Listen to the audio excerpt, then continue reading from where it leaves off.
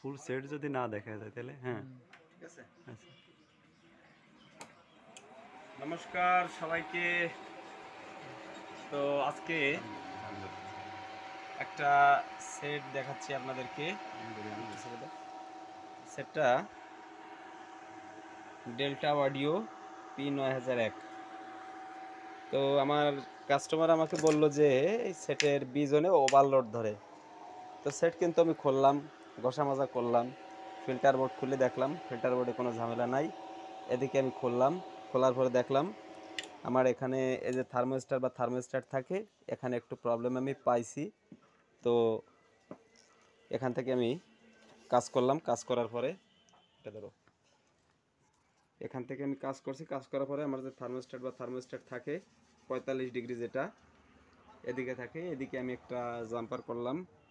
তো একটা রেজিস্ট্যান্স দিলাম আমি এখানে 50K বা 15K, যে রেজিস্ট্যান্সগুলো বা থার্মোস্ট্যাটগুলো থাকে অনেক সময় এগুলো অনেক কিছুর ক্ষেত্রে এই রেজিস্ট্যান্সগুলো আর কি ব্যবহার করা যায়, বা অনেকে বলে 0% টলারেন্স।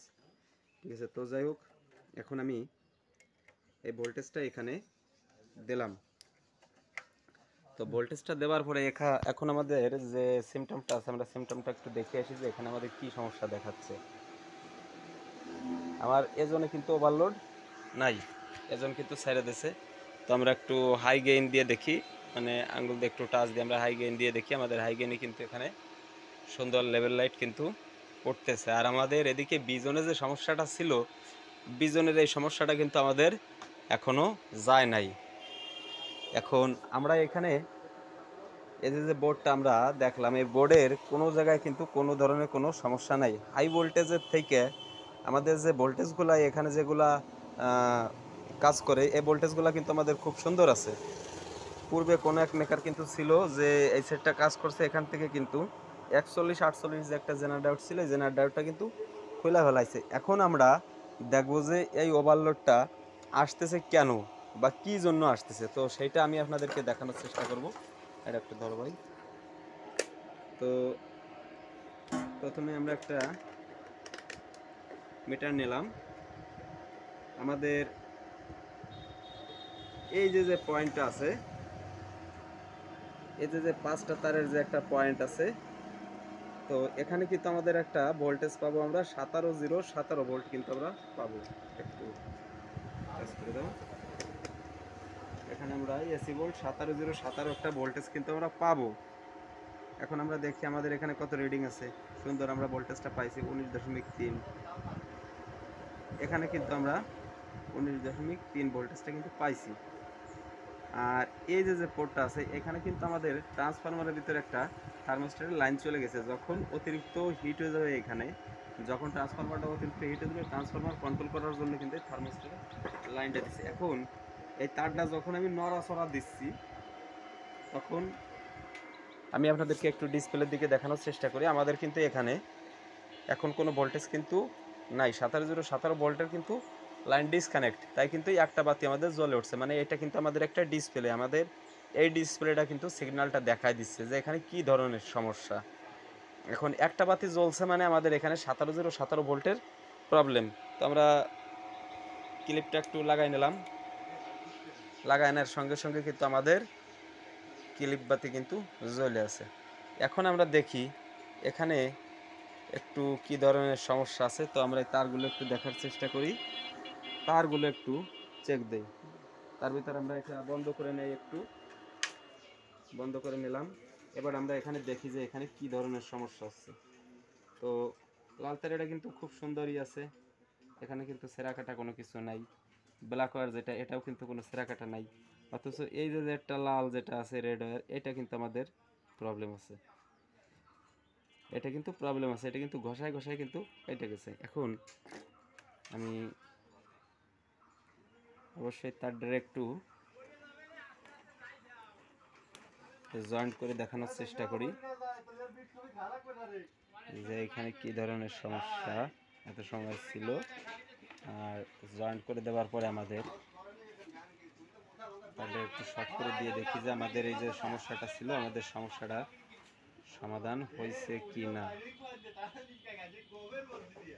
তো আমরা একটু কোনো মতে আর কি জয়েন্টটা করে নিলাম। এবার আমরা লাইনটা দেই, দেখি আমাদের সমস্যাটার সমাধান হয়েছে কিনা।